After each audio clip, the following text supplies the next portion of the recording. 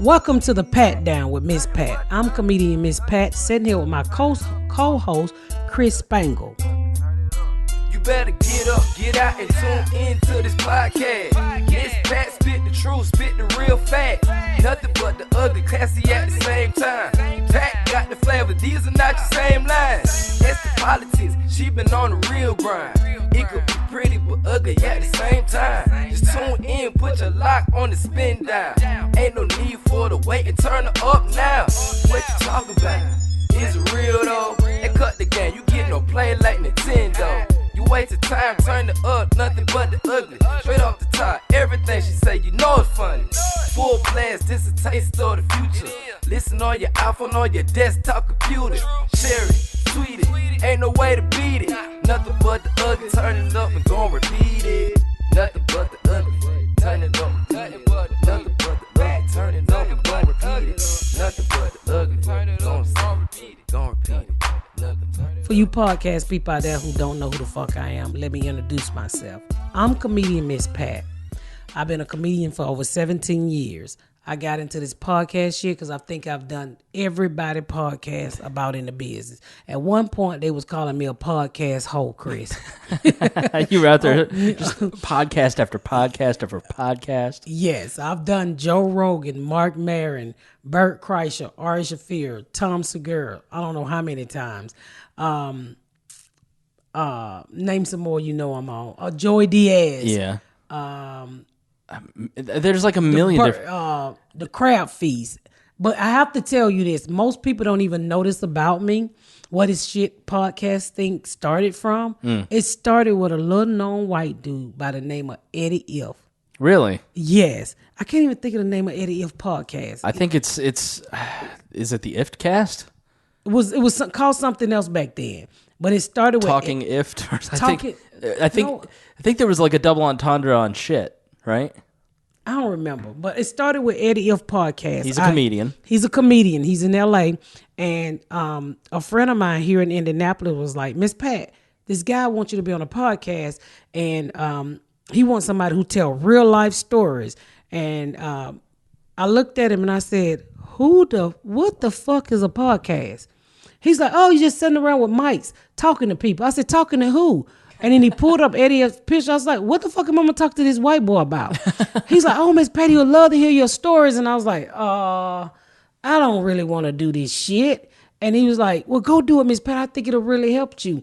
And then podcasts was like really blowing up at the time. Right. They was like, oh my God, if you do this one, you could probably one day get on Joe Rogan and your life would change. I'm like, y'all, ain't no fucking podcast, no Johnny Carson, okay? Oh, how wrong you are. Oh, how wrong I fucking was. Right. I did Eddie Ifft, and I go over to his house, and it's sitting there, all of these, young white boys in their 20s and shit, and they drinking and smoking weed, and it was the weirdest shit, because I'm a mother. Yeah. And I think one guy had his nut sacks out. Wait, what? I want to think one of them I've been on so many, somebody had their nut sacks out. I think it was Eddie Ifft. And they were just wild the fuck out. And I'm sitting there talking and they talking about sex. And I'm like, I'm a grown ass woman. I'm not about to tell you fucking kids about no sex. Right. And if I'm not mistaken, I think I asked about squirting. Right. Okay. You don't strike me as like an Amy Schumer who talks a lot about sex. So like squirting doesn't. I didn't even know you could squirt. Really? Okay. Yeah. I've been married a long time. It's just the same move, right, up and down, and we fall asleep. Right. So I'm like, what the fuck are you white boys talking about? And then you had to go. Then I kind of got in. I just kind of went with the flow, and I remember leaving there feeling so fucking dirty. Like I had just fucked 5 white boys and just threw them out the back door. This is some crazy shit. And so I ended up he asked me to come back on, and then somebody heard it, and everybody's like, oh my God. They just started sharing me. You got to put her on, and you got to put her on. And people just started sharing me from one podcast to another one. And I just really passing you around. They was passing me around. Thank God I got on a panty liner. And then I remember ended up meeting Ari Shaffir. That was interesting. I would imagine. Yeah, because he's Jewish, and only Jew I ever knew was Jesus Christ. So I ended up meeting him because he was being rude on social media. And, ain't nobody black funny. And then they was like, you must ain't never heard of this woman, Miss Pat. He was looking for somebody for his show. Make a long story short, I fly to New York to meet him, and we sat down and we sitting in the park and we talking, and I'm telling him my life stories, and we sit in this park while these Jews walking by, and he was like, they cynical Jews, and they had these little curly fries hanging down the side of their face. And I'm like, where the fuck is your curly fry? That's my husband. Okay. Holy shit.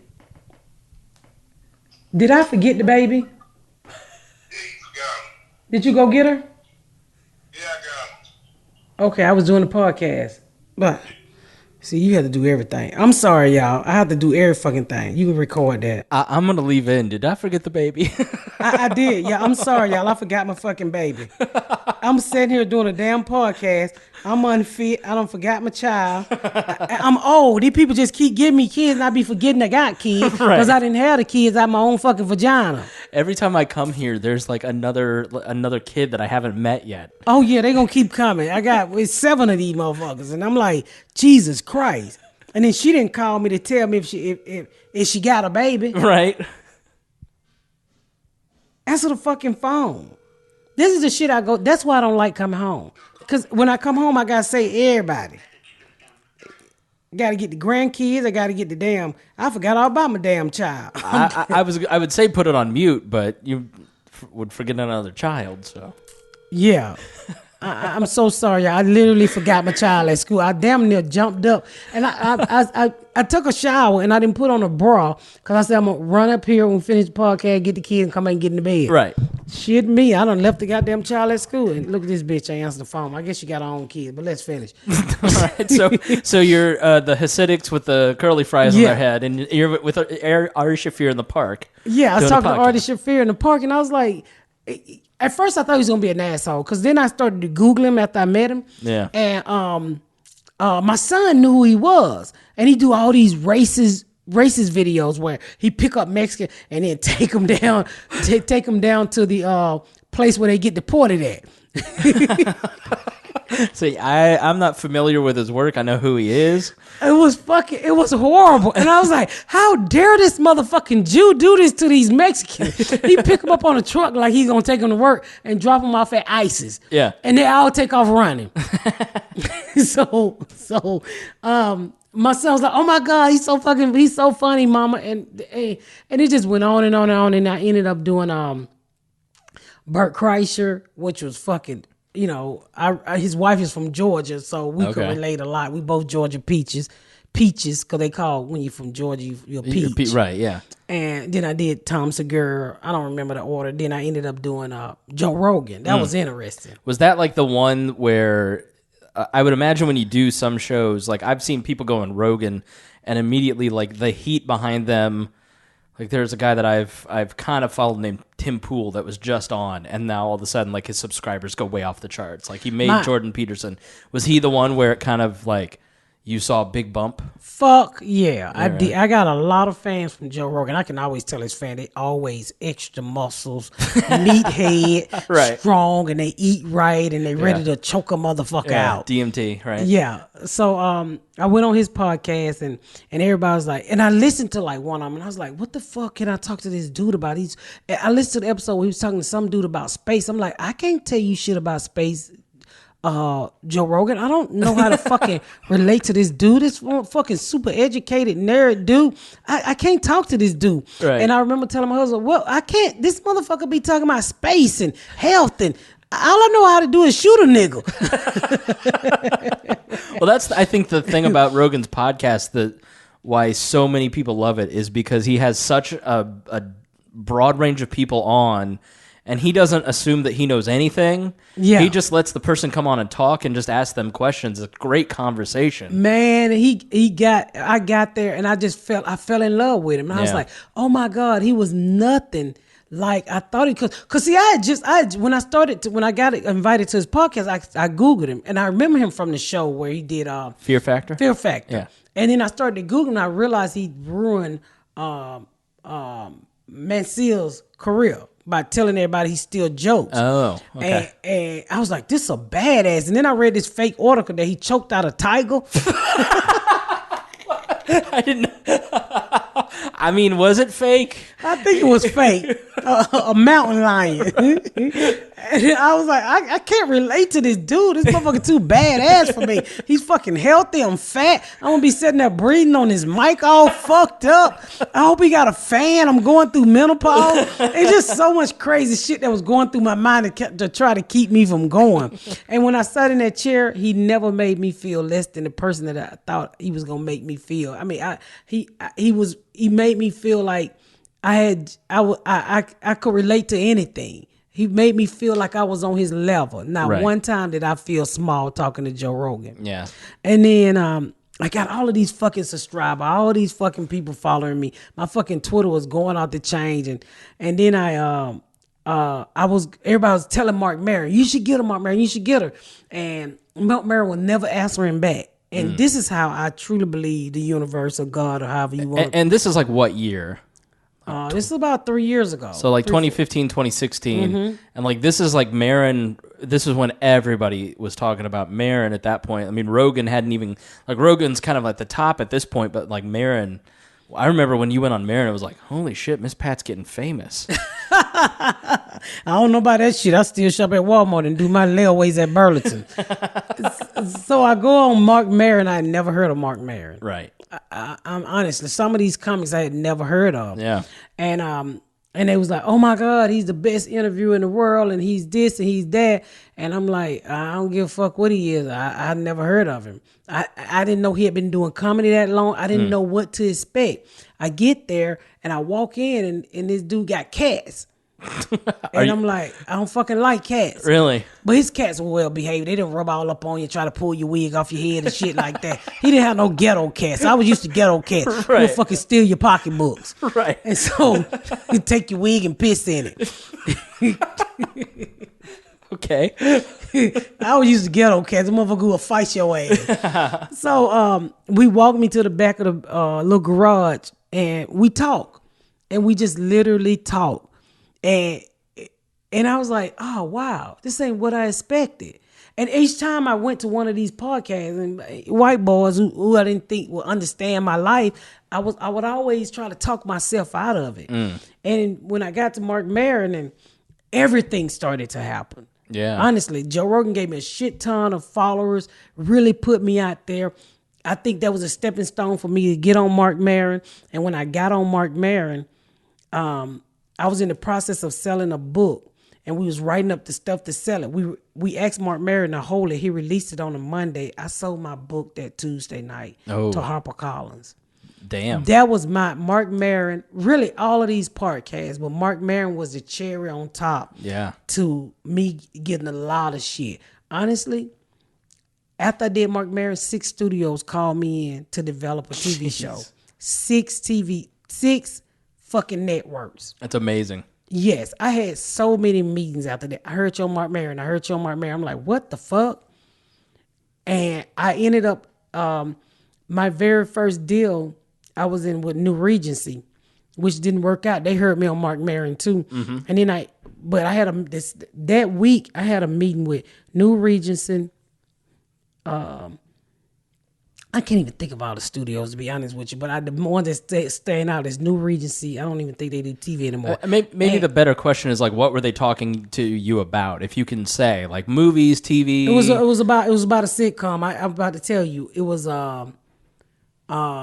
Imagine, which is Ron Howard company. Okay. They call, and I remember going in and meeting this little dude named John Rattler, and I'm somebody's mama. Little Jewish kid. I didn't even know he was Jewish. I just know he was white. And he was like, oh, he had that Hollywood vibe to him, which I didn't fucking appreciate at all. Right. And he put his foot on his table, and it pissed me the fuck off. Because I'm a grown-ass black woman. I don't give a fuck how raggedy your furniture is. You don't put your foot on the couch and the fucking table. And I was like, why you got your foot on the table? That's what I asked him in his office. Right. Fucking foot off the goddamn table.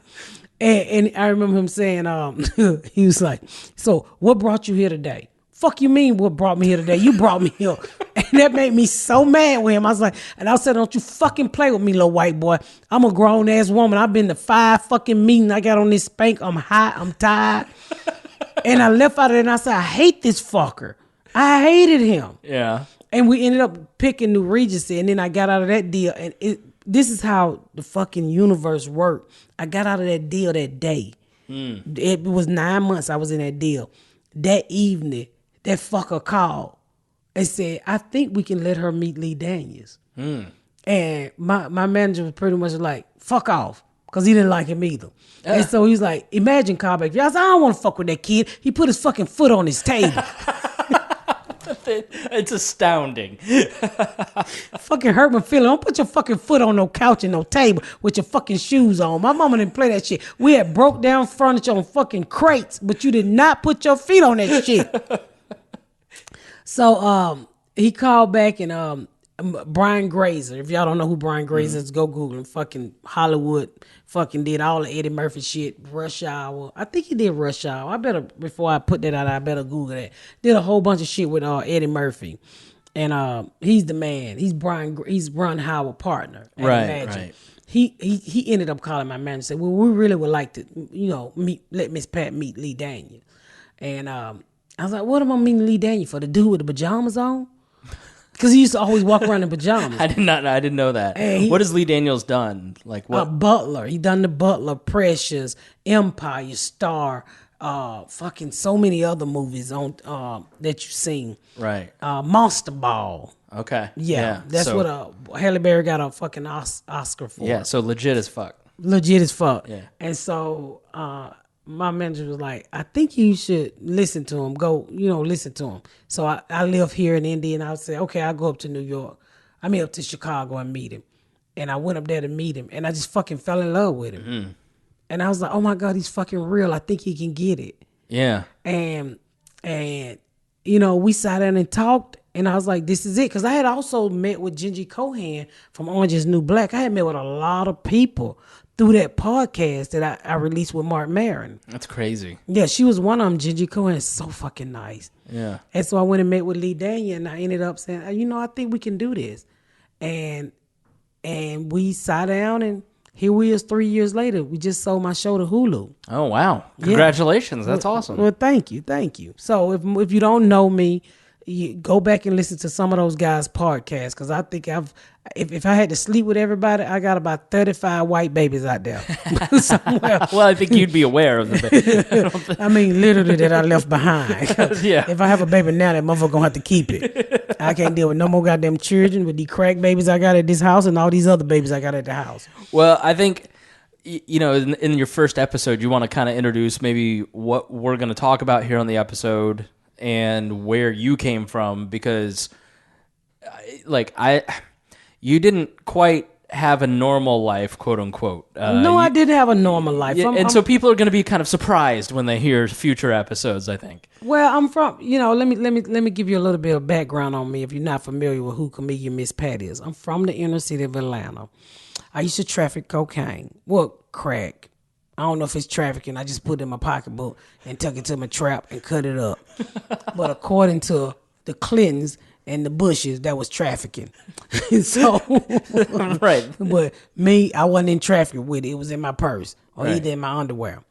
So I used to sell drugs. I had 2 kids by the time I was 15. Got shot a couple times. Went to prison, and then here I am today. But a little bit more in-depth background on me. I sold drugs, had a very interesting life. Yeah. With those 2 kids in the midst of selling drugs, got shot. Dude shot my nip off. I'm so tired of telling that story. And my kid's father shot me in the back of the head because I was in a very abusive relationship. Right. But I'm no weak bitch, y'all. I want y'all to know that. He did shoot me in the back of the head, but I shot that motherfucker back too. He went to go get his tire changed, and I shot him in the leg with a 22, and it broke his whole leg. And I went to the hospital to pick him up, and when I got ready to pick him up, his baby mama was there. So he wouldn't get in the car with me. So I was like, dude, I shot you so I can take care of you. So he wanted to be a badass and go with the other baby mama. So I ran him and her over. I didn't hit her. I ran him over and broke his cast. And they took him back in the hospital. And so I snuck in the emergency room and I whispered in the ear. I said, I'm the one who gonna write on your cast first, bitch. Not that bitch. If she wants you at her house, she needs to shoot you in the other leg when this leg get well. I don't think I've heard this story before. I've read the book. I don't think that made the book. So how? That tells you what a great book Rabbit is. When that story wasn't good enough to make the book. Jeez. Yeah. But we should maybe. I have a book out. I do have a book out called Rabbit. Oh, I have a book out called Rabbit, and I'll tell you about that when I come back after this break. Okay, y'all, we back from this break, and we're talking about my book, Rabbit. Yeah. Yeah, I'm an author. It's a really great book, y'all. It's got 5 stars on Amazon. It was nominated for an NAACP Image Award. I wrote this. HarperCollins put this book out as a really great book. It's one of the best books I've ever read, and I'm not just saying that because I'm your co-host. But I've known. Don't lie to me. I've known you. Well, I wouldn't. I've known you for years, and I've heard you on Bob and Tom, and that's how we met, through Bob and Tom. And I read the book, and I went, I can't believe anybody lived through any of this. But it's funny, and just there's so many great stories in it. So I really enjoyed it. It's all 100% real, too. Yeah. I didn't make up shit. I didn't put no fluff in there. I didn't play. I wanted to tell the real deal. And it's what's crazy, when we first wrote this book, it was another version of this book. And HarperCollins like, no, bitch. People would be crying, falling in the street reading this shit. You going to have to put it like you do it on stage with some laughter with it. Right. So we took us a whole another year and a half to rewrite the book to put some funny in it. Because I tell crazy ass stories like I'm telling now, and what you'll hear throughout all of my episodes on my podcast. I tell these crazy ass stories, but in a funny way. Because one thing I want people to realize when you listen to me, I want you to be able to laugh at any fucking thing. Yeah. That's what life, when you can laugh at it, you got control of it. Yeah. When you can't laugh at it, you don't have control of it. And that is the realest shit you gonna ever fucking hear. Yeah. You have to be able to laugh at it. That shows growth. People like, how can you laugh at being shot in the back of the head? It took me 2 years to get that bit funny. I don't tell it anymore. I said my kid's father shot me in the back of the head. It wasn't his fault. It was my fault because I ducked slow. Okay. Yeah, but it took, because people like, shot in the back of the head, you a girl. No, bitch, I was a crazy bitch back then. I'm a girl now. I'm a woman now. I was a crazy bitch. You can shoot me and I still run after your ass if I could. But that's what you get in this book. Crazy, funny stories. Even though you know that they're fucked up, you still laugh at it. And you sometimes you catch yourself. I remember doing the audio, but I was like, who the fuck life is this? I was like, holy shit, that's my life. So, and that's one of the things you'll hear week after week when you tune into this podcast too, just real shit. Yeah, I think it's going to be a mix of kind of talking about the news and talking about life. Life, people, race, kids. I got fucking kids I'm sick of. Yeah. Whatever happened to the ice cream man who take your kids around the block and bring them back? Okay, all right. See, it's jokes. You're gonna get jokes like that make me uncomfortable, but she thinks it's funny. I think it's fucking hilarious.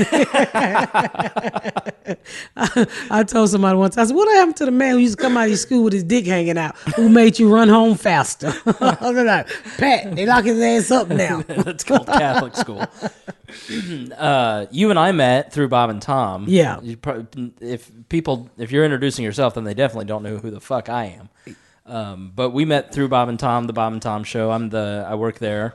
Bob and Tom is a syndicated show here in Indianapolis that's in a lot of fucking markets. Yeah.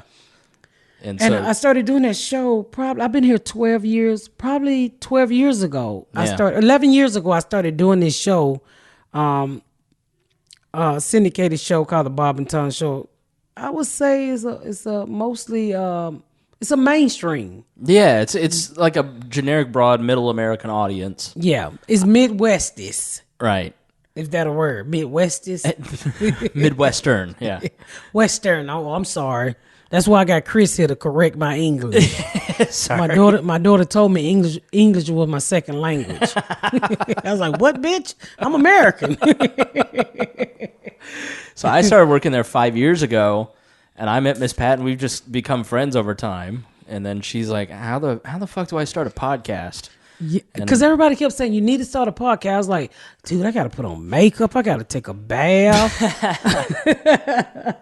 I had to take a bath before you got here. Yeah. I was like, oh, I got to do shit I don't want to do. And everybody just kept saying, you should do one. You should do. I was like, what the fuck am I going to talk about? And I don't know. I was in L.A. Actually, this is what really made me put my foot down. I talked to you a couple of days before. And I went out to L.A. and I bumped into Joe Rogan. And he was like, Miss Pat, it's time for you to start a podcast. Yeah. So how the fuck do you say no to Joe Rogan? You can't. You can't fucking say Joe. Not only do he look like he'll choke me, I'm kidding. I'm just fucking playing. I choke his ass back. He's a nice guy. But how do you say no? He's like, you should really, start a podcast. I think your fans will love it. And I think it would also help, other things, your comedy career, other things. And we talked for fucking 3 hours. And I said, Joe, I'm going home. I got this little cute white kid that want to come to my house and fuck with me and my black family. And we're going to start a fucking podcast. And I don't know what the fuck I'm talking about. I don't know how I'm going to do it, but I'm going to start a podcast. Yeah, I've done podcasting for like 10 years, and obviously I do it as a day job. And I've been, for months, you've kind of mentioned it a couple times. I'm like, you'd be a natural at this. And I've been surprised at the hesitation a little bit, because I don't know why there would be hesitation, because you just are a natural storyteller. People, when I see you come on the Bob and Tom show, I see our audience, it's overwhelmingly like, oh, I love her, she's so great. Like, do you have them haters? I see them haters. Yeah, you have that. But I tell them fuck off. You put your head out of a hole, somebody's gonna try and knock you down. But so I'm excited to be a part of it. I thought I was coming over to run recording, so I'm honored to be a co-host. I think that's awesome, and I enjoy talking to you. You live now where I grew up. Yeah. And which is a very white suburban town in Indiana. Very, very white. Very white. I think it's 3. It used to be just me, the white black person. I think we got about 3 or 4 of us in the neighborhood. Well, now. we didn't even know this, but we had met years ago. I came to your house and ate at your brother graduated with my son. Yeah. And I remember you being there, but I don't remember you like that. Yeah, I just remember going, my brother has black friends. This is so progressive. And my son, when I told my son your last name, he was like, the fat white kid with the glasses? I'm just chubby now. He lost a lot of weight. And I was like, you never gonna believe this shit. His brother do a fucking podcast with me. He was like, for real? I remember his brother. But I've always enjoyed talking to you, because you come from a place that I have never been exposed to in my life. I don't understand. You come from a place I've never been exposed to, and I didn't understand. Yeah, and I think we come from 2 different worlds, and I've just always enjoyed, like, when you're in the green room and we're having conversations, we enjoy talking to each other. So I think it's going to be fun kind of getting to know each other a little bit better, and then have conversations about our different worldviews, because I mean, I come from a white male, middle-class suburban I tell you one thing perspective that shocked me when I moved here, you guys. When I first moved to this all-white neighborhood, I lived in an apartment before I built this house. My neighbors knocked on the door and gave me a cake. Yeah. And I'm from the hood. One thing you don't do is you don't come to nobody's house and knock on their fucking door and give them food, which was shocking to me. And I called my girlfriend who lived in a white neighborhood. And I was like, bitch, you ain't gonna believe this. She was like, well, I was like, this white lady just gave me a cake. Should I eat it? She's like, girl, eat that cake. They just don't want you to break in their house. And it was one of the best fucking cakes I had ever eaten. And she was like, she baked me the cake and said, I know it's hard moving from one state to another one. And I knocked back on that bitch. I was like, I'm still depressed. Can you make me another chocolate cake? Any place we've ever moved in this town, a neighbor has brought us something, like, I don't know. So I think it'll be interesting to have conversations over time, to learn from each other, having 2 completely different backgrounds, but then also having this common location. this common reference point of where you live now and where I'm from. Which is weird. Which is very odd, yeah. And like when I first moved here, they had corn everywhere. Everywhere, yeah. So I'm from the South. I'm from Atlanta. Never seen corn like that in my life, other than the movie Children of the Corn. So 5 minutes west of here, it's agriculture. Well, I know that now. Yeah, I mean, that has to be a weird. So when I first moved here and I was going to the apartment to rent because we was going to build immediate because we was like, we ain't moving again. And so we ride by all of these cornfields. Well, I didn't know there was cornfields. So I tell the guy, the realtor, I was like, sir, I don't want to move here. He's like, why? I was like, these people don't cut their fucking grass. He's like, he literally pulled over and he turned pink. And I had a straight face. I said, what the fuck are you laughing at? I don't live around people who don't cut their grass. Right, yeah. I said, my old neighbors cut their grass. These people need to cut their fucking grass. He said, ma'am, that's corn. I said, what the fuck y'all need with all that goddamn corn, man? That's amazing. How did you end up in this town? Like, I don't think I've ever asked you that. Like, how did you go from Atlanta to here? Well, my husband works at Allison, which is General Motors. Right. So they gave him a list of area where, and I'm not lying to you, what good schools were, right, and where not to fucking go. Right. So I'd never been to Indiana a day in my life. Yeah. And so they gave us lists of like really good school systems and what was close to the airport. And so when I called this realtor dude up, I was like, hey, we want to build a house. Well, I'm getting an apartment, da-da-da. And he was like, oh, this is a growing community. Da-da. I don't want to say my community because I don't want y'all out here fucking with me. He's like, this is great by the airport. And so it ended up, no, I know what it was. I found an apartment that was close to the airport. Okay. And they gave a discount because my husband worked there. And I'm all for the discount because I was a coupon. I'm all for fucking saving $1. So when the realtor picked me up, he was telling me about this community. It's a building. My subdivision wasn't even here then. Yeah. All this place is growing and we getting the mall and da-da-da. And so nobody ever said it was all white. I didn't realize it was all white till 2 days after I walked out my door. I was like, what the fuck is the black people and the Mexican and the people still? No, it is. When I was in school and I graduated 2002 and it was 98% white and the 2% was Muslim, because there's a big denomination here. And so I don't think I had a black classmate. And the thing about this town is like it's all white, but it's a Quaker thing. Like it was big in the Underground Railroad, so like we were always taught like don't treat black people differently. So for me it's kind of confusing to grow up and live in a totally different world and be confronted with racial issues because we were always taught don't treat anybody differently regardless. But that's hard when you don't know any black people. Yeah, like how do I treat somebody that I ain't never seen? I've never tested this theory out. Yeah, I never tested this theory out.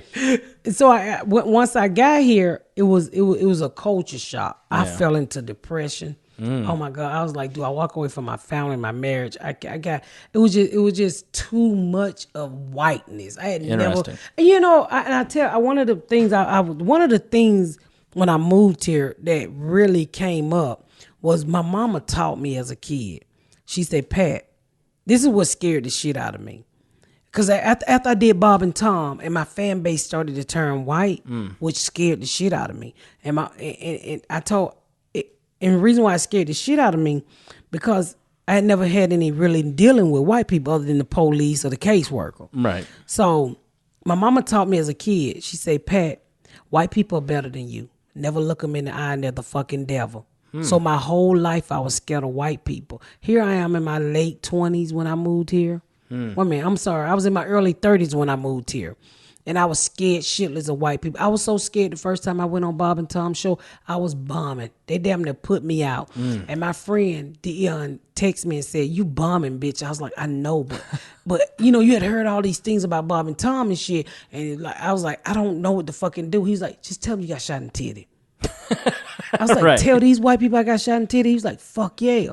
And that's what saved me on Bob and Tom. Yeah. But I was so fucking scared because that little bell was ringing off in my head. They're better than you. They're better than you. Never look at me now. They're a fucking devil. So I had that slave mentality, and white people probably don't even notice in black people when they look down. That comes from slavery. Never. No, it's not even a consideration. But it comes from our ancestors. I think it just, you know, it to me it showed weakness, and I would always look down because I was scared of white people. I was literally scared of them from what I was taught from my mama.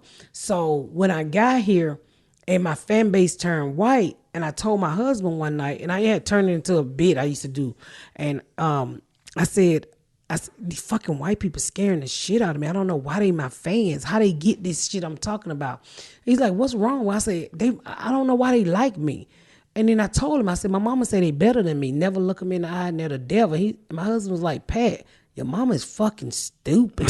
Right. And that night I realized, he made me realize we all the same. And my bit was, I would point out a woman, I say the only difference between me and you is my titties is bigger than yours. Right. But it took me to move here and get into this environment to realize that we was all the same. And I think there's got to be, I have friends who live in southern Georgia or who live in Georgia, and they're in their early 20s, and their world in terms of racial, white attitudes towards race is so different than, like, I genuinely don't even understand that they could live in that environment. So I'd imagine coming to like a northern state, especially a town that was very progressive on race. Well, they said one of the things they told me was the Klansmen started around here.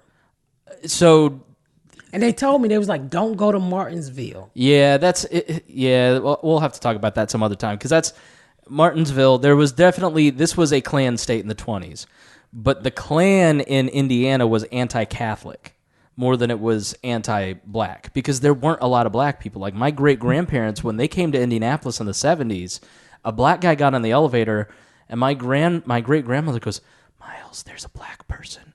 Because it was like the second or third time she'd ever seen a black person in her life.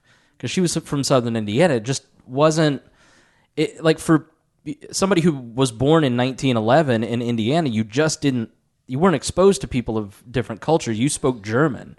So I think I'm interested to talk about this more on like a future episode, just because I am curious about how your views on white people have progressed since you've been here. It's progressed a lot now. Yeah. I've been here 12 years, and I'm glad that I was exposed to white people, because my whole life I thought you was the devil. Right. And then I realized by living here in Indiana in a white community, devils come in all forms. But as a kid, I was taught you was the devil. Yeah. Before I moved here, dude, I wouldn't fuck with you like this. Yeah. You wouldn't be sitting in my motherfucking house dropping them white crumbs and roots. Well, and seeing your audience, like the Bob and Tom audience, and why they react to you, it's because we all the same. Because some people want to understand your life experience, and you explain that life experience in such a funny way. Like when I read your book, I went, holy shit, people live like this. This is real. And I know a person who lived through this and was successful, and like, I want to know more. And it's not about ranking. It's literally like, I want to know your worldview, and you're a comedian. And so I think sometimes from the other side, it's that attitude of, the white devil, whereas you're confused by it and we're going, no, we want to know more. Like, please tell us more. And you're really fucking funny. 2 things I learned about white people. Evil come in all colors. Yeah. Every white person is not a white devil. Right. And you guys don't smell like dogs when you get wet.